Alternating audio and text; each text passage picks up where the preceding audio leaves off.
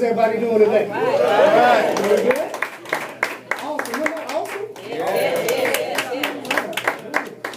And before I say anything, I definitely want to thank Mr. Alexander for that awesome introduction. Letting me and myself. Didn't that sound good? Maybe he's talking about me, but that's fine, right? And I also want to take a second just to thank Josh and Ms. Elwood Menifee, because not only what they've done in this city and this community, but just personally, I could definitely say I wouldn't be the man I am today without the influence that they had on my life. And we've been connected for years. I think I've known them since I was about 8 years old. So to see the growth, I think I knew Josh before Josh knew Josh. And to see how he's developed as a man, it's been an honor and a pleasure. And I also want to thank each and every single one of y'all just for giving me the opportunity to come and speak today. Because I truly believe a blessing in the blessing until you can give it away. Amen. So hopefully our conversation today is going to be someone that will bless you guys. And it might not resonate with everybody, but it's probably about 5 or 6 of you guys over here that's going to feel the conversation I'm going to have. And hopefully that conversation with the 5 or 6 that it touch, you guys are going to change the world. That's right. So just realize, just accept the conversation for what it is. But I'll give you a quick introduction to myself. My name is Chuck Hardon. I was actually born and raised right here in Atlanta, Georgia. Now, who else is from Atlanta? It's my hometown. Oh, wow. Okay, who's someplace else? There's a lot of y'all. Right? And the thing is, I always like to say is there's nothing that different, anything different about me than any of you guys over there.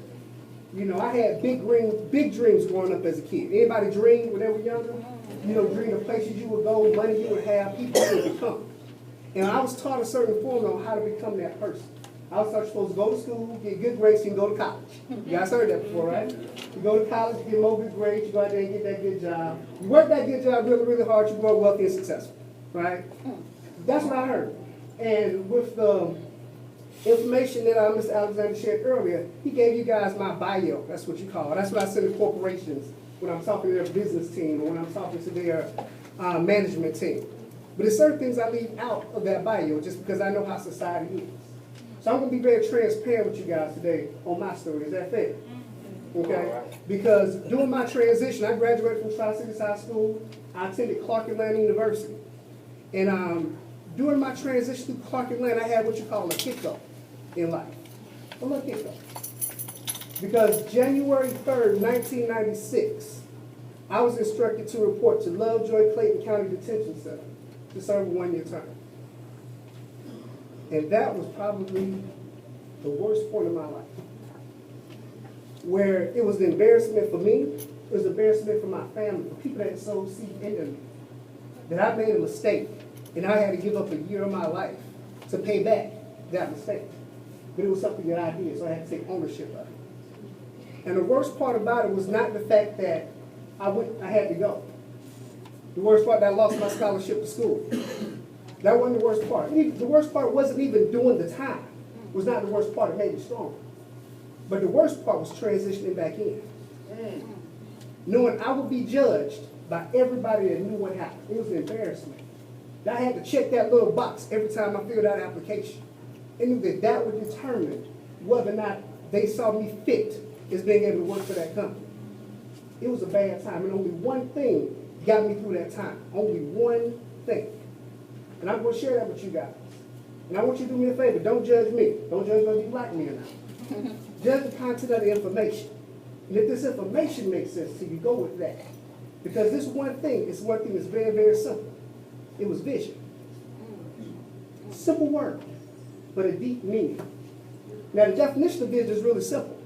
It's the ability to see. It's sight. But the vision I'm speaking about is not what you see when your eyes are open, but what you see when your eyes are closed. The vision for your life. Proverbs 29:18. They say, without vision, your people will perish. Now, this is the thing about vision. There's people walking up and down the street lifting way less than y'all, and they walking dead. They have no vision at all for their life. They're just there waiting for life to happen to them. I challenge you guys to make life happen on purpose. Do something for yourself and determine how your vision will work. Now, the thing about vision is that you can't give yourself your vision. I thought I could create my own vision. See, vision is created by God. It's implemented in you and worked through you. So your vision is not just about you. It's about a plan that God has for you in your life. All right? One great thing about vision, too, is that you might not have a vision, but you can ride somebody else's. Who believed that Martin Luther King had a vision? A lot of people rode that vision. Barack Obama had a vision. A lot of people rode his vision. You can ride someone else's vision if you don't have your own. But don't think you can't get one. All right? God's probably talking to you each and every single day. Most people are just running from their vision. Most people think they don't deserve to hear from God. Who here believes in God? We can't see him, we can't touch him, but we can feel him. And when God puts a vision in you, it's something that you just have to go with. Right? And let me tell you why I know you deserve vision. Now I'm amateur in the Bible, so I had to write some notes down. But let me let you know, Jacob, he was actually a cheater. Myra was a gospel. Peter had a temper. Yes. Mary was a worrier. David had an affair. Thomas was a doubter. Noah was a drunk. Paul was a murderer. Hezekiah was dead. But God used each and every single one of them. So don't you start making excuses when you get your vision. See, God does not call the qualified. He qualifies the call. So when he calls you, just know he's there working through you. And he has a reason that you're still here. I'm a living testimony. All right. Great song. Come in, Lucia. All right, all right. All right. Because he put something in you, the reason you're still here right now. Because you still have a purpose of being here. Yeah. And you got to walk into that vision. And let me help you let you know when you found your vision. Because a lot of people see vision this way. Like paralyzed, what you see, where you're going. I'll demonstrate if you guys see this way. But your vision really should be this way. So your vision should elevate you, not just move you. Mm-hmm. Your vision should challenge you. It's not going to be easy. It's going to be an uphill climb each and every single step. But let me tell you why it's set up that way. Because if your vision was just set up this way, you will see every obstacle and problem that you bump into. And you're going to bump into them. Oh, they're going to be out there. They're going to come all kind of ways. But your vision, when you focus on your vision, you walk through that challenge. See, if your vision is set up this way, when you walk right here, there's a challenge right in front of you, right? Now you focus on this, which can get discouraging because you focus on where you are right now, not where you're going. See, if your vision is here, you will continue to walk. Whatever's in front of you, you got to get around it. You got to get through it. You got to get over it. Whatever it is, you got to get through it because you got a place to be. So keep your vision in sight. You want to keep that vision on where you want to go. That's going to keep you moving and motivated. Your vision is also going to require some sacrifice. This is where people really get caught up. All your friends can't come with you. Listen. You can't keep going doing the same thing, being around the same people, and think you're going to get something different. Now you're talking right. See, God has a calling for you in your life. He didn't put that to your friend Frankie or your friend JoJo or Littlefoot. Littlefoot can't come. Listen. You might have to cut ties with some people. You got to be willing to give up who you were so you can become all that you can be. I had to do that same thing. All my friends couldn't come. I had to let them know some of my friends was just holding you down.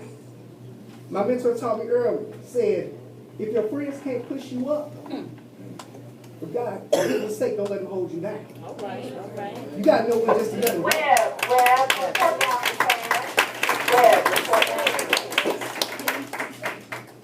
Everyone has greatness inside of them, but most people don't have the courage to walk into it. I challenge you to be courageous today. I challenge you to walk into your greatness, to know it's there for you. All you have to do is walk into it, one step at a time. You eat the elephant one bite at a time. Don't think it's going to happen overnight. Don't think it's going to be some challenges. It's going to be some problems. It's going to be some things that come up, but that's not to break you down. That's to build you up. All right. I talk to a lot of my friends and mentors when I'm out speaking. They always say, you know, the devil's putting things in front of me. I'm going to let you know the devil ain't that strong. Sometimes God puts stuff in front of you to make you stronger. Because you have to grow into the kind of person you want you to be.